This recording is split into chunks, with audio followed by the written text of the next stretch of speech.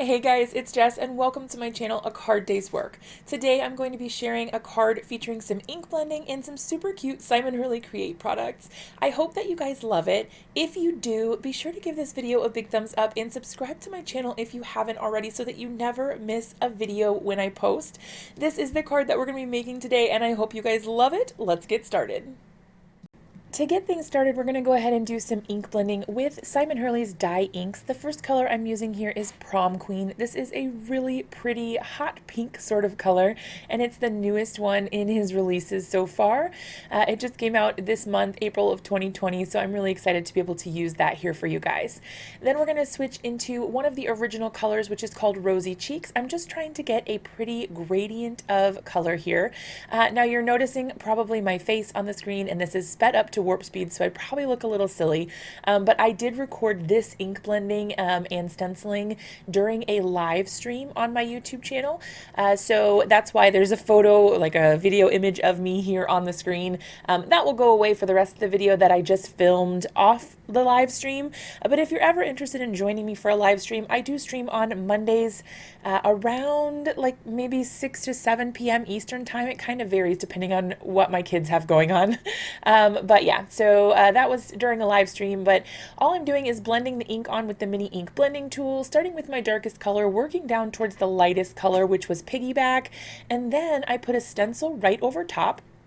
This is one of the new stencils from the new release from Simon, and then I'm going over those areas with the exact same colors I already used. So Prom Queen at the top, then moving into Rosy Cheeks, then Piggyback at the bottom, and it gives this really pretty tone-on-tone look, and I absolutely love it.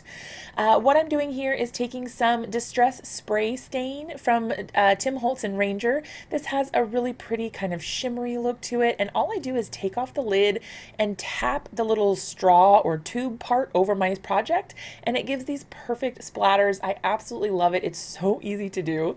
And then I'm going to go ahead and use my stamp positioner here to stamp out this astronaut helmet. Oh my gosh, I forgot what it was called, from the astronaut helmet. And then I have this little mask piece that is cut out of a post-it note or sticky note tape, and then I just put it right on there to mask off the bottom so that when I stamp this little girl's head from Surf's Up, then her hair won't go on top of where the helmet is. I knew that I didn't want her hair like overshadowing it or having, I don't know, I just didn't want it to look weird, so I decided to mask it. That works best for me, but if you'd rather do something else, that's okay too. All right, then she looked a little disembodied because she didn't have a neck, so I just drew one in for her, and now she's ready to go. I'm going to go ahead and use a sharp pair of scissors to go ahead and cut this out. Just keep in mind this is sped up, so it looks fancier than it is, but I'm just using that pair of scissors to go right around the edge. I do like to leave a white border, not a lot, but just a thin little border there, like it would have if you were to cut it out using a coordinating die. And then once I'm done with that, I will go ahead and start coloring her up. I decided that I wanted to color the background of the helmet. Instead of having it be solid, I kind of wanted to make it like the whole helmet was sort of transparent. Instead of having like a solid colored back, I wanted to make it match the background of the ink blending that we did because I thought that would be really cool. It would help the little astronaut girl kind of flow with the background a little bit more. So I'm just using some Spectrum Noir Classique markers, and I am going to be doing a bit of coloring, so I'm actually going to go ahead and pop a little bit of music on for you guys. Once I'm done with all the coloring, I will be right back with you to finish the card.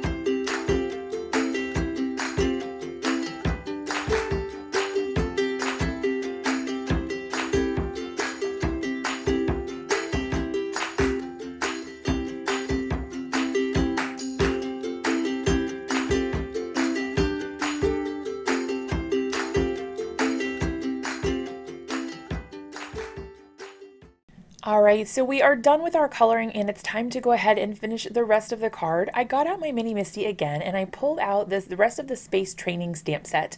This has a selection of different letters that you can use to create your own sentiments. And I decided that I was going to do "You Are Out of This World." Now, part of the reason is because I had the stars and the little astronaut girl, so that worked. But truth be told, the real reason I wanted to use it is because I already had a little piece that was heat embossed on a strip of black cardstock that said "Out of This World" from this stamp set. And when I do it, I actually keep these in the back of my stamp pocket if I have extras of something. That way I can always use them on another card when I pull out that stamp set. So you can see there I am pulling it out of the back. I stamped the "You Are," and then there we've got "Out of This World," or "Out of This World." I was playing around with the sentiment. I wasn't quite sure where I liked it the best, so I decided to go ahead and trim the card panel down to see really where things would fall, so I had a better idea of what it would look like when everything was all said and done. So I trimmed a little bit off the top. I tried to keep most of the bottom because I really loved the way that dark pink looked, but I didn't want to go too far with the top just because the U, I didn't want it to be too close to the very top of the card. But now I'm just going to use some liquid adhesive. It's okay that she's hanging off the edge just a little bit because I am going to mount this onto a white A2 size card base, so it'll be okay if she's hanging off. It won't get in the way of her fitting in an envelope or anything. All right, so I put some foam tape under the "Out of This World," and I thought I liked it there, but then I actually moved it because I liked the way it looked with it being in a stack. Then I went ahead and grabbed my ATG, or my Advanced Tape Glider, just a massive tape runner. That helps me adhere things to my white A2 size card base, and that is the end of the card, aside from just a few clear sequins. You guys know how I love my clear sequins, and I wanted a little something to balance out that left side of the card a bit. So there we are. It's all done and finished. You guys can take a look at the finished card here, and I hope you guys love it as much as I do. Be sure to let me know what you think about it down in the comments below. If you like this video, be sure to give it a big thumbs up and consider subscribing to my channel if you want to see more videos like this, and I'll see you guys in another one really soon.